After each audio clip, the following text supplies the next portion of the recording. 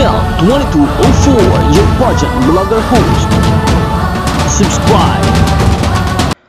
Magandang araw Pilipinas and good day pageant lovers! Ibinahagi ni Miss Universe Philippines Chelsea Manalo ang kanyang mga larawang ito bago ang closed door interview na nagaganap sa Miss Universe competition.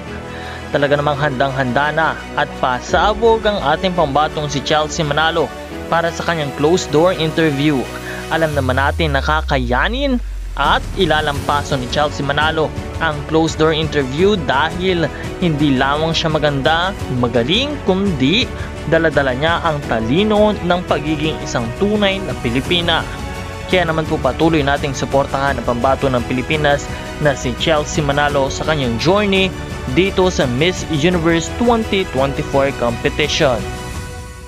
Nalalapit na nga ang grand finale ngayong November 17, 2024, 9 AM in the Philippine time, and of course the preliminary competition and the national costume competition kung saan ay talagang magiging excited ang lahat ng mga Pinoy pageant fans sa ating kandidata. Muli po patuloy natin siyang suportahan at syempre mag-subscribe sa channel na ito dahil marami pa po tayong mga bagong balita at mga bagong updates na ibibigay para sa inyo. This is Nel 2204, your pageant vlogger host. Maraming salamat sa iyong panonood at maraming salamat din po sa iyong pag-subscribe.